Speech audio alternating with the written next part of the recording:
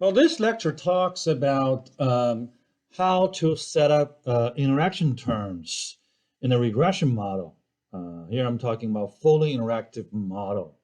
And from the setup, I think our users and statistical practitioners will get a better sense of how interaction models usually work out. So at the very beginning, I invoked this library Heaven.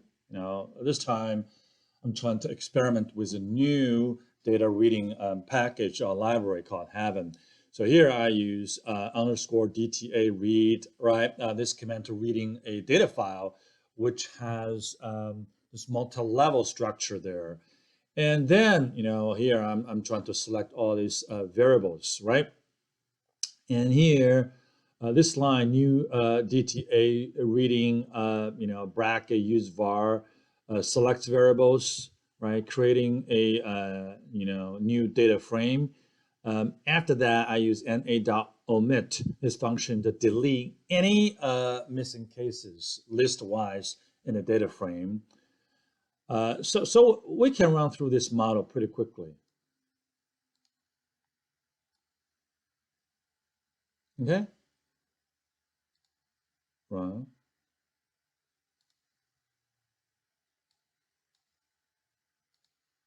Right. And then, here I'm trying to tabulate one of the variables, self-rated house. Okay. And here I use loop, okay, to summarize every single variable along the column. So this is data frame.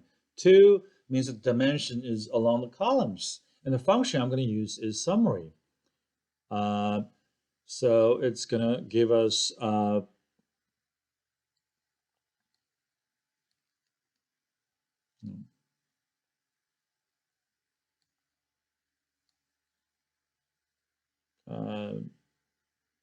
summary statistics along the columns, right? So the first is, sub SES, right? Subjective SES, minimum, first quartile, median, mean, third quartile, and max number, right? The next thing I want to do is trying to estimate a fully interactive model, So what is that fully interactive model? Well, here we have a response variable, income. And then we have this character variable to denote which province or provinces the respondents are from. Okay? So we have two predictors here, the province and education level. What we're trying to do is, trying to create interaction between province and education. Basically, we're arguing that, the facts of education differ across different provinces, right? So here we set up this model, right? The response variable tilde is a function of province plus education plus interaction between province and education. So in R, we use colon to denote creating interaction terms. And if we have this, let's say indicator variable to denote provinces without having any numbers in front of it or after the equation here, that means by default, we're going to include intercept term. Later on, I'm going to show you, how to get rid of intercept term. Okay. And in this case, we have 28 provinces. Okay. 28 provinces, and we do have intercept. Okay. In these 28 provinces, one province going to be dropped used as the reference category. In this case, actually is Anhui, ANHUI. That province is used as reference category. Okay. So when Anhui is used as reference category, actually the intercept in this equation is going to be intercept for Anhui. Okay? And then we have all dummy variables for other provinces, right? So we're going to compare other provinces with Anhui. And those coefficients are going to be the difference between those provinces, or corresponding province, and Anhui, the difference. Okay? Then we have an education slope.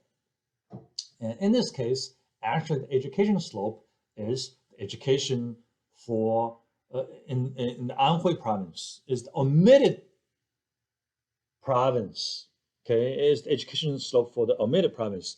Then we have a list of interaction terms, okay? Again, omitting Anhui, later on I will show you the results.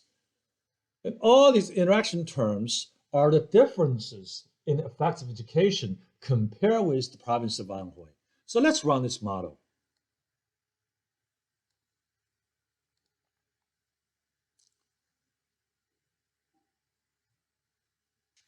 And then we can use the summary function to summarize output from this estimation, right? So here we have a lot of coefficients. It's not surprising since we have 28 provinces. So we do have intercept. We do have an intercept, right? Well, because of the interaction between province and education. So, excuse me, because we include province name as a predictor. So it automatically creates a list of dummy variables, right? So, so here's the intercept for the omitted province, that is Anhui.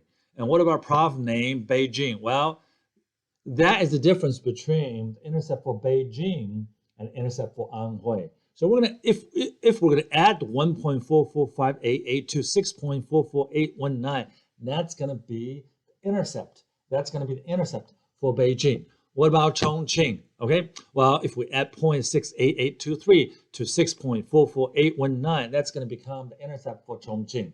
Okay, and et cetera, et cetera. And we can look down, you know, we do the same for the rest of 26 provinces that I haven't talked about. So let's scroll down to education. This is the education slope. That is the effect of education in the province of Anhui, which is omitted actually from the indicator variable province name, right? It turns out mathematically and statistically, you know, if we include the main effect for education, that's going to become the education slope for the Anhui province. What about the next one? Well, next one actually is the province named Beijing, education. That means, well, negative 0.08864. That means that is the difference in effect of education between Beijing and Anhui. And if we add that term to the main effect of education, okay, that's going to become 0.15 something or 14 something. That is actually the slope coefficient of education in Beijing. What about Chongqing? Okay, again, we add this term here to the main effect of education, which corresponds to the effect of education in the omitted province, which is Anhui here, ANHUI, and it's going to be roughly 0.5, 0.05. So 0.05 is effect of education in the province of Anhui. Well, one can do the same for the rest of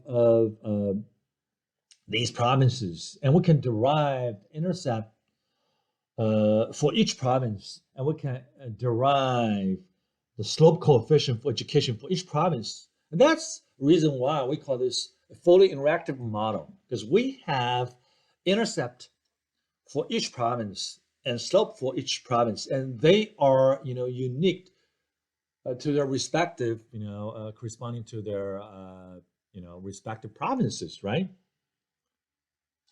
Well, it turns out this is the most not efficient way to set up such fully interactive model, because we have to include the main facts, you know, one for the indicator variable, one for the continuous variable, then interaction term.